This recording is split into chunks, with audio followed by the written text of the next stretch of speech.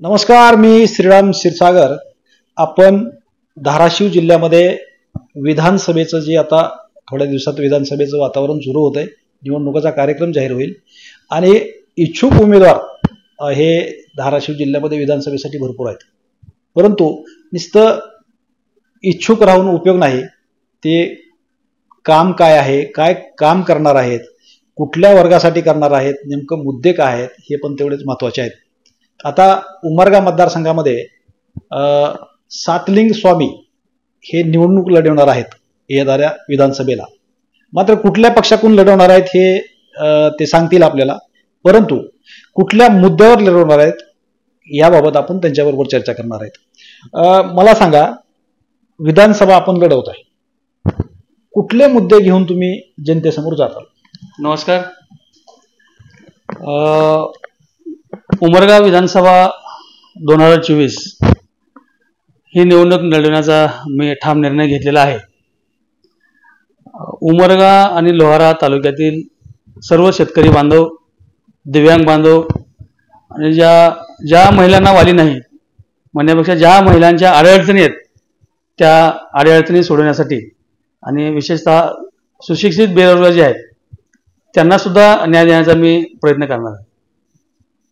आतापर्यंत तुम्ही कुठल्या पक्षाचं काम केलं आणि कुठल्या पक्षाकडून तुम्ही उमेदवारी घेणार आहेत? मी आणखीन कुठल्याही राजकीय पक्षाचा सदस्य नाही। मी नुकताच गेल्या महिन्यामध्ये माझ्या नोकरीचा राजीनामा दिला आणि नोकरीचा राजीनामा देण्यापूर्वी साधारण 2 वर्षापासून या उमरगा लोहारा तालुक्यातील बांधवांची मी सेवा करतोय आणि निश्चितच कोणता पक्ष असेल, काय असेल ही येणारा काळ सांगेल। आता बेकारी एवढी वाढली आहे की लोकांना नोकरी मिळत नाही आणि तुम्ही नोकरीचा राजीनामा देऊन राजकारणात प्रवेश करताय, म्हणजे विधानसभेच्या माध्यमातून। हे कसं काय डोक्यात आलं तुमच्या? नाही, मी शासकीय सेवेत असताना जिल्हा परिषद सभापती असतील, जिल्हा परिषद अध्यक्ष असतील, राज्याच्या राज्यमंत्र्याकडे मी पीए म्हणून काम केलं। पीए म्हणून काम करत असताना लोकांच्या समस्या काय, लोकांचे खरे प्रश्न काय हे मी ते पीए म्हणून काम करत असताना मला समजलं।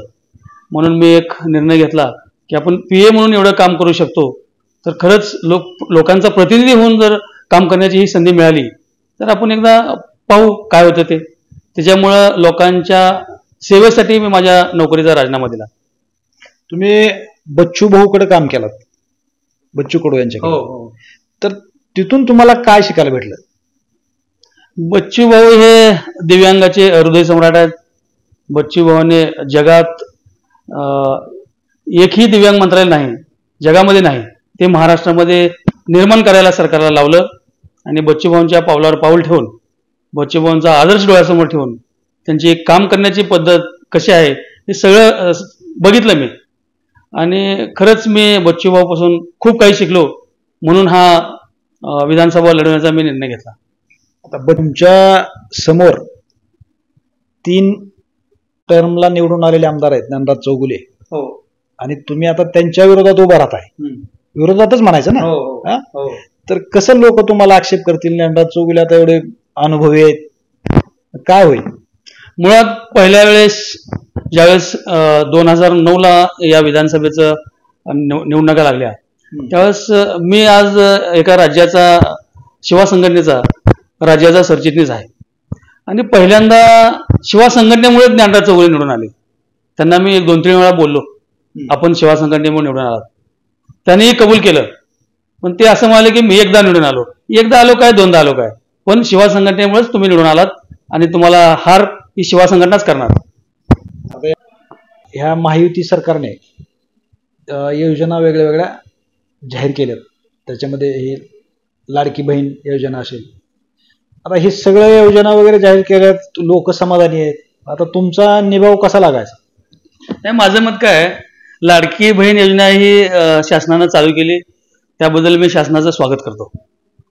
पण शासनाला मी एक आपल्या माध्यमातून विनंती करतो की ज्या योजना पूर्वी चालू आहेत, पूर्वीपासून ज्या चालू आहेत, मग ते श्रावणबाळ असेल, संजय गांधी निराधार असेल, त्या माता भगिनींना जे मानधन मिळतं ते मानधन कंटिन्यू ठेवावं. त्यांनाही लाडकी बहीण योजनेमध्ये त्यांचाही समावेश व्हावा. त्याचं कारण सांगतो. ज्या अर्थी तुम्ही इतर महिलांना लाडकी बहीण म्हणून त्या योजनेमध्ये समावेश करताय, ह्या महिला कोण आहेत तुमच्या? ह्या लाडक्या बहीण आहेत का? या दोन्ही बहिणीमध्ये तुम्ही दुजाभाव का करता? तर माझी एक विनंती आहे शासनाला की सरसमान ही योजना लागू करावी, अशी आपल्याद्वारे शासनाला माझी विनंती आहे. प्रशासनामध्ये तुम्ही काम केलंय, त्याच्यातल्या अनुभवाच्या ह्याच्यावरती प्रशासनातले जे कर्मचारी आहेत त्याच्यासाठी काय नियोजन आहे का? काय करणार त्यासाठी? नाही तर प्रशासनामध्ये मी काम केलं.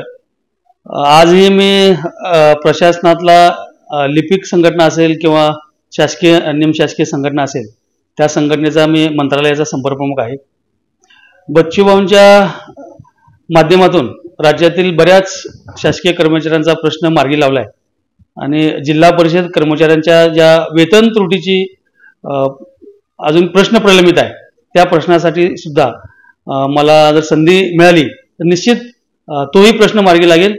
आणि जो पेन्शनचा विषय आहे, जुनी पेन्शन योजना, तर जुनी पेन्शन योजना ही खूप महत्त्वाची आहे. जर योगायोगाने मला संधी या उमरगा लोहारा तालुक्यातील बांधवांनी दिली तर निश्चितच याही समस्या मी प्रामुख्याने सोडवण्याचा प्रयत्न करतो. ठीक आहे, धन्यवाद. एकंदरीत बघा, हे सातलिंग स्वामी जे आहेत ते यांनी 2 वर्षापासून विधानसभेची निवडणूक लढवायचं त्यांनी ठरवलंय आणि ते त्या पद्धतीने काम करतायत.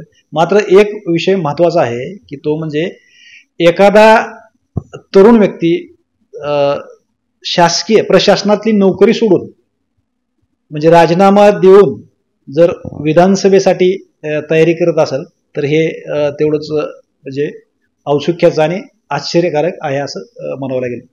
श्रीराम क्षीरसागर, नवभारत, धाराशिव, उमरगा.